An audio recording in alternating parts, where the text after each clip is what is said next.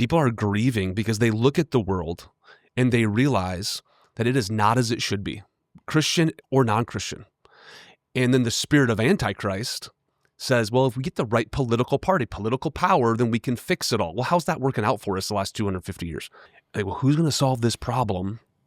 I think God is just in heaven being like, it's you. Like your plan A.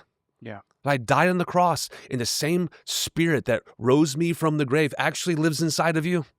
So would you act like it? And would you go be salt and light? Would you awaken to the moment that's right in front of you? All right, welcome to another episode of the One Life podcast. We're going to dive deeper into the weekend sermon.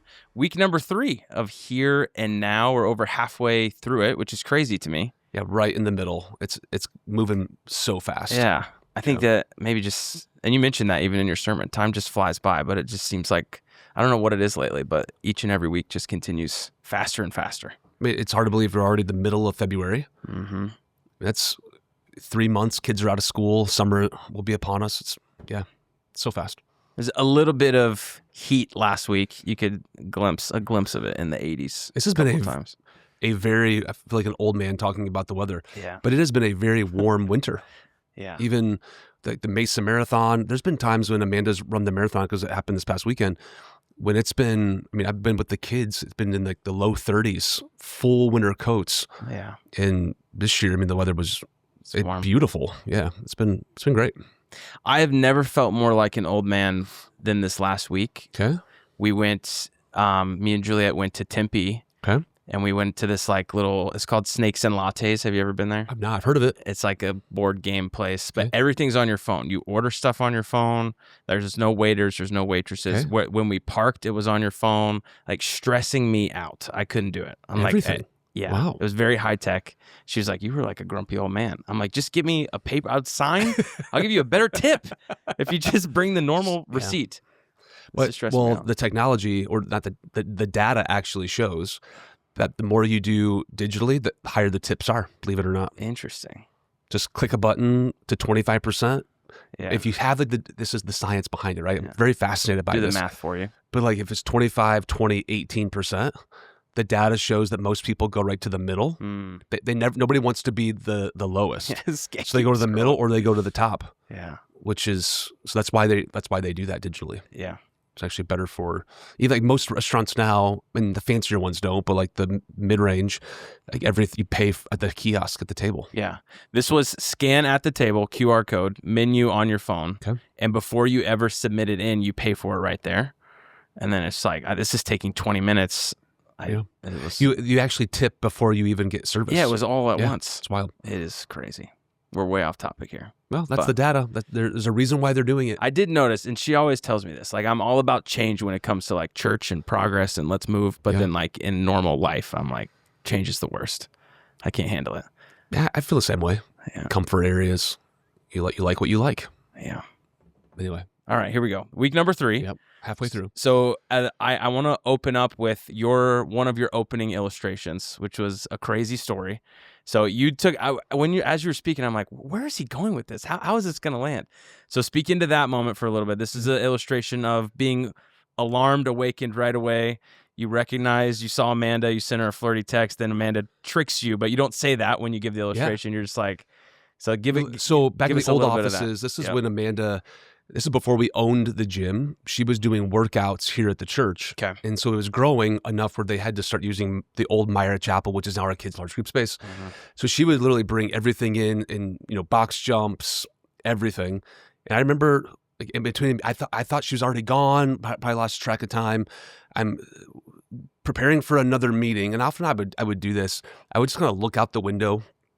And when I make the joke of like, yeah, I had a great view. I have 2 AC units and a brick wall. But the way it was, I could see the entrance into that, Myra Chapel. Yeah. So I see her, I thought it was her, walking out. And she's like in her workout clothes with a box jump. And I was just like, oh, listen to like flirty text. This will pay off later, right? Like, hey, babe, just saw you. You look amazing today. Wow. And kissy emoji, and probably said something else inappropriate. And she fires back a text message. I'm at home. Who are you looking at? Yeah. And like in that moment, like, like everything just slowed down. I make the joke like I couldn't go back to the window to look because that would be sin. If it wasn't my wife, so like I don't who is this? And then thank God she responded like, hey, just kidding. I love you too, type of moment. And it was that moment of like my heart's pounding out of my chest, sweating, adrenaline. Like you're fully awake in that moment of like, what did I just do? And I'm using the illustration of like, I think that's how God wants us like fully awake. Don't be alarmed like for that, but have you ever had a moment that you're just, man, I am locked into this moment. And I'm thinking to myself with Amanda, like, how am I going to get myself out of this, right? Like this is awful, worst case scenario. You know what's interesting though, it brings me back to another moment. We're recently married. We're working in a church in Michigan, and there was another lady, older, but she had long blonde hair like Amanda, very similar build and just like her size or her height. And I remember like having probably my head down on the phone and just kind of looking up. I'm like, oh, that's Amanda. And walking by and just like gently touching like her back. And I look up and I'm like, that is not Amanda. Like, I am so sorry. So it's happened twice to me where but the flirty text, that was her. She was, that was my wife. So hopefully people can relate, maybe not to that, but like to the moment of like, oh no, and you're just fully awake. You're present. That's the idea of the here and now, being fully awake to everything that God has for you. It's good. So talk us through that, right? Because you kind of recap too, like not only week 1, we're talking about being awakened going into this next season. Week 2 was more like a priorities, like let's make God, and that was even the theme of our One Life movement, right? Like making God not just number 1 on the list, but like the piece of paper that you write your list on. That's everything is surrounding him. So then this week you talked a little bit about that, but I love the idea, the life abundantly up front, and just as we are trying to thrive, and you mentioned American culture, we're going to kind of dive deeper into that stuff. But as we're trying to look for like how we can be better, ultimately our perspective has to shift first. So if we want to live that life abundantly, it starts kind of with a new perspective. It's a kingdom mindset. And that is the difference. And I think this is true. I put a lot of thought into it, and not to talk crazy. I actually think when Christians dive into this stuff, you actually play right into the hand of the enemy.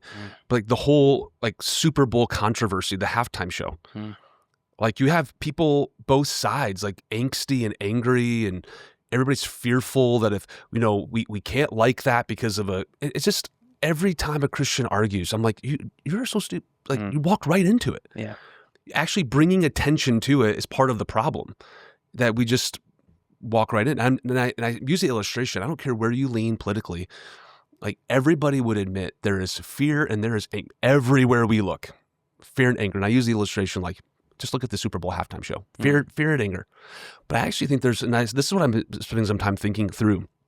I actually think that there's a different emotion at the root of all of it, and it's grief.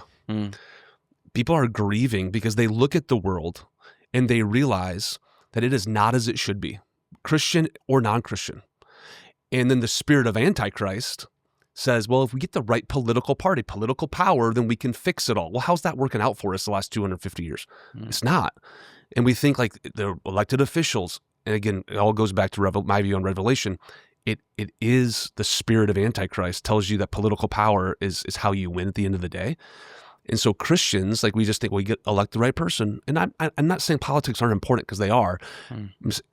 No, if you would just wake up to the moment, right, and live life abundantly, wring out every opportunity that God gives you, you actually start practicing what it looks like to be salt and light, and you're fully awake. That's actually, because you're looking, we're all grieving, world's not as it should be. Like, well, who's going to solve this problem? I think God is just in heaven being like, it's you. Like your plan A. Yeah. I died on the cross, and the same spirit that rose me from the grave actually lives inside of you. So would you act like it? And would you go be salt and light? Would you awaken to the moment that's right in front of you? That's the idea of Ephesians chapter 5. And having this kingdom perspective, don't live for the here, and this is a play on words, don't live for the here and the now. I actually want you to think that God brought you here, and now is the time to live for eternity. So it's the dot line conversation from the treasure principle, Randy Elkhorn, that we talked about week 1. Yeah. So that is the idea. So how do we know if we're living for the line and not the dot. That's the conversation, right? Where your treasure is, there's your heart. Mm-hmm. And that's, Matthew chapter 6. If you're living everything for like right now, you're missing out on actually what God's inviting you into. Yeah. So that's the argument or the thesis for this weekend's message.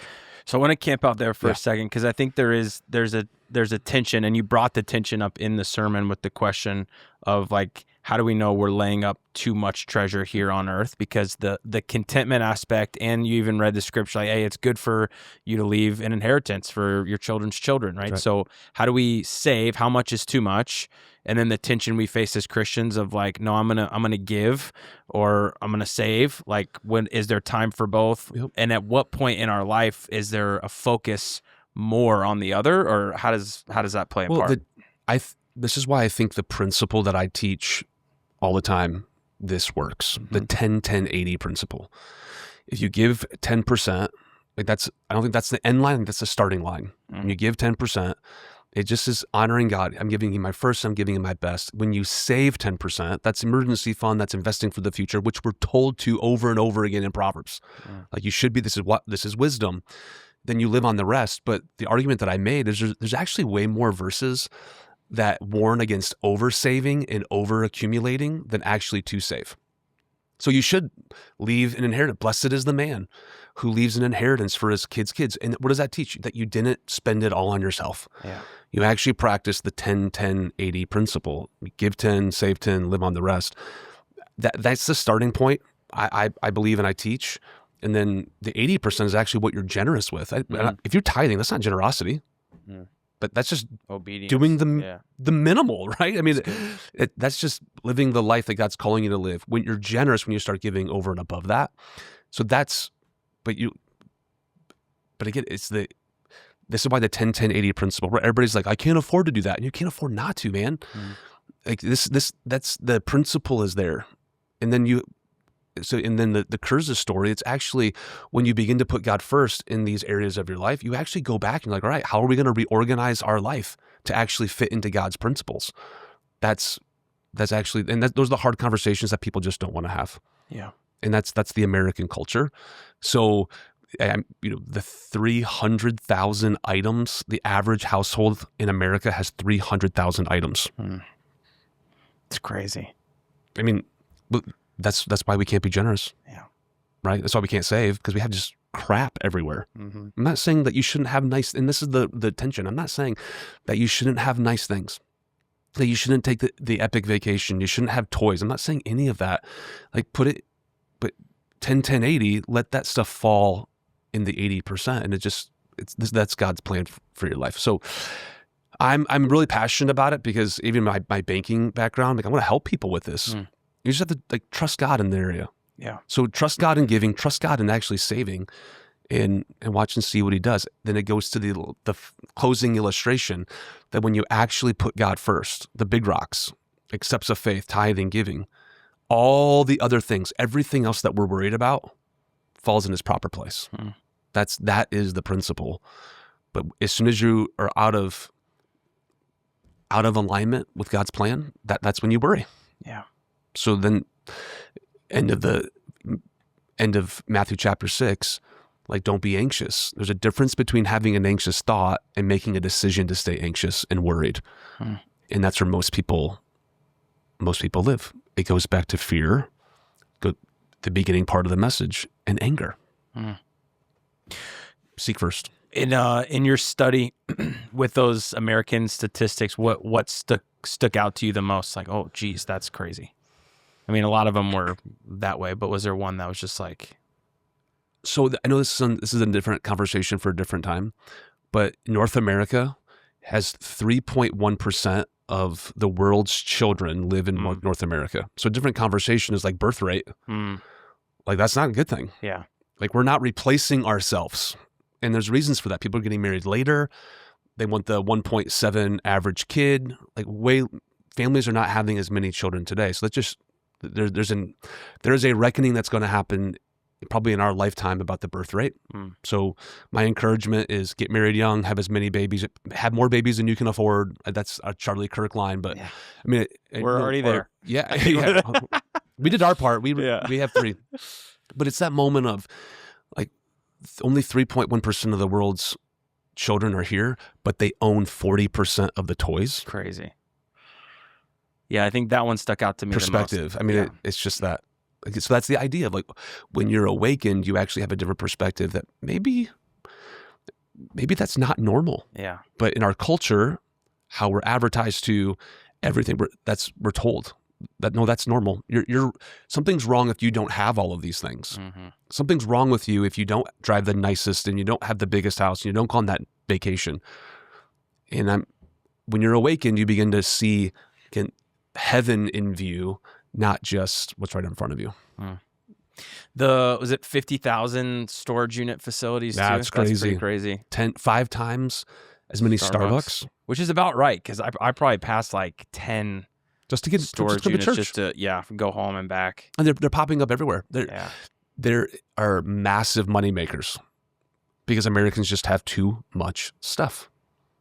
Yeah. 30,000 items in the average. 300,000. Yeah, sorry, thank you. 300,000 items in the average American home. We just got into a argument a couple weeks ago because she bought, I think, the most pointless black wooden birds that are decorations. I'm like, there are 300,00001 because of that bird. That's right. The fake wooden bird. But I think the marketing is so genius. Like you have to have this. Yeah. This is going to look great to have the Instagram moment or the Facebook moment. That's what, and then it's just comparing. And I could do a whole sermon series on that. Yeah. Which is why we'll have a conversation today about wooden birds. And in my feed, the algorithm will be wooden birds. I'm like, yeah, I probably should have those. That would be amazing. It's just crazy. Yeah. Again, but please don't. This is the. I didn't have a chance to get all of this into every service, but it's the idea of prosperity gospel that have everything, sow a seed and God's going to return that back. That I think that's completely wrong. There's also a thought in a theology that's like poverty gospel that God, no, you should take a vow. And I think that's wrong too. Both extremes are wrong. Live in the middle. Like God actually wants to bless you. He wants you to have more so you can be generous. Yeah. But if you're not generous, he's not going to bless you. I firmly believe that. He's not going to bless you with more. And the reason why, he probably will bless you with more. You'll probably make more money, but you're so focused on yourself and everything you have going on that you miss out on everything he wants to do. Which is why I go back to the 10-10-80 principle. You start with 10, save 10, live on the rest. You teach us contentment. You actually look for opportunities where you can be more generous. Yeah. Because you've created the margin to be able to do that. And that's not an income thing. That's not. That is are you smart with it? Can you budget? Can you, all those things are there. Which is why I would encourage everyone, if you have never gone through Financial Peace University, go through Financial Peace University. Learn the principles. And you know what's fascinating, just by talking to people, is they just have never learned to budget. And that's part of why financial peace is such an important thing, is you're going to learn all of those things. Young families. So even if like you're starting out, or maybe you're middle age or even older and you've fallen off the rails with that, just go through it. Yeah. Get back online. No shame, no judgment. Just, this is just an area where you can improve. So it's good. It comes easy for me. And I'm not saying I'm not better than anybody, but that if I could give anybody like an encouragement, just like learn that. Yeah. Because 10-10-80, it's a perspective. You begin to live for heaven and not just for everything that's right in front of you. So that's where we kind of landed on that sermon. I think the rock sand illustration, obviously kind of one of the money moments within the sermon, but speak into that a little bit. Like obviously the point is really back to priorities of like, if you want God and if you want to find fulfillment in life and be able to fit all these things, how you orchestrate that becomes increasingly more important. So speak into that, the illustration, and kind of what led into that within the sermon. I think I even mentioned this on last week's podcast. Like order determines capacity. So if your order is all out of whack, like all the little things, like, and that what Jesus says, all the other things, and put it into context, he's talking about everything that you're worried about. Yeah.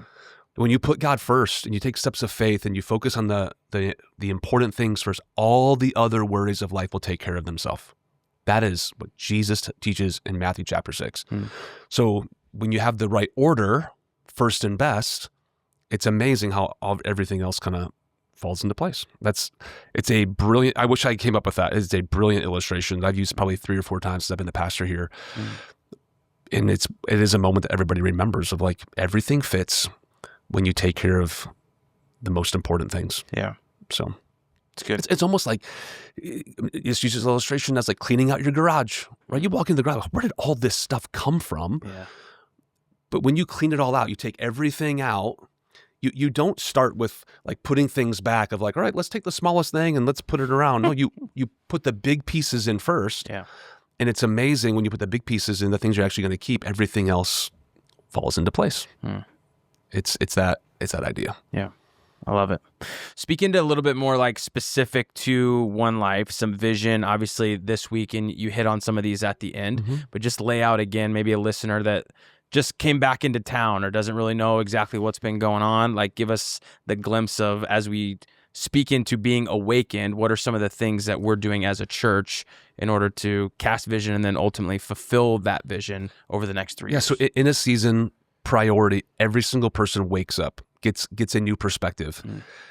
But while we wake up, there are some goals that we're asking God to do in us and through us. And number one is we want to awaken our church, continue to do everything that we're doing, but we're running out of room. We actually already have run out of room in some of our services with kids, students, and preteens. So there is some remodeling that we're going to do here at our Mesa campus just to make sure all of our percentages are healthy flow, check in, check out, all those things that are a struggle on the weekend. We want to be able to fix those. The good news is fixing that will cost much, much less than building a new building. We don't think we need to. We think that we can just update and remodel these buildings, which hey, that's being a good steward, but also we have the square footage. It just has to rework it. And that's part of the struggle when you have some older buildings. Thank God for the buildings that we have, but we do need to spend some time organizing those buildings and working for us, right, better. So that's number one. We also want to, and part of that video that we created is some of our like digital platforms. It's time for like websites. Like we have grown very fast the last couple of years, and like some of those things just haven't like kept up. So that's part of that journey with us. And we'll talk that with our church this summer. I think we're going to be able to roll some of that out. But the other piece is our East Mesa campus. God's really blessing. It's time for us to find a more permanent home location. So land, building, I mean, we're literally uncovering, like looking through everything possible, like what is available for us. And what, God just, he's starting to answer some of those questions with some relationships that we have. So my prayers, I'll be able to share more of that, but that is not going to be cheap regardless of what opportunity is presented. So we want to be able that when God actually brings the opportunity, it becomes very, very clear that we'll be able to say yes. So building a war chest, that's the way I'm saying it, of resources savings. Yeah. So when that opportunity is there, we can pull the trigger. So that, and then the third piece is, man, we want to do more than we ever had before with outreach, with the Mesa Outreach Center, the Porch. They're completely out of room. In fact, this week, our leadership team from the Porch actually traveled to the Dream Center and traveled to Las Vegas. Just like, okay, how do we work through some of these growth issues, asking the questions, getting a vision for it. So in the next couple of weeks, I'm excited to share to you a little bit more details about that. So all these resources, 7.7 million, we're asking God for over and above our normal giving to accomplish the here and now initiatives. But I don't want people to get lost in that. At the end of the day, if every single person takes a step of faith, gets a new perspective, begins to live for the kingdom and not the earth, like those goals, 7.7, it will take care of themselves. It just will. So part of it is like waking up, making a faith commitment, trusting God in this area, and that's how we make the difference. All of us doing a part. So it's not equal amounts, it's equal sacrifice. Some, like just in this season, we'll be able to give a lot of money, but some in this season, we're like, man, it's going to be a stretch to give anything. Just pray, ask God what He'll have you do, and take a step of faith. This is not a time for us to be comfortable. It's a time for us to trust God in this area. Yeah. So that's good. When Amanda and I are praying, wrestling through our staff, our leadership team, like what's God going to do in us and through us in this season? So yeah, there we go. 2 more weeks left. Yeah. It's going to be a lot of fun. Excited to hear the last 2, but it's been great so far. Thanks, man. Yeah. I'm sensing from our people, they're beginning, at the end of the day, they just ask the question, open themselves up to the idea that maybe you're coasting. Maybe it's been a long time since you've taken a step of faith. Like this is a season where God's going to lead you through that. So, good. Yeah. Love it. Well, remember, the church is not a building we sit in. It's a movement we get to be a part of to reach one more life. Let's go. For Jesus.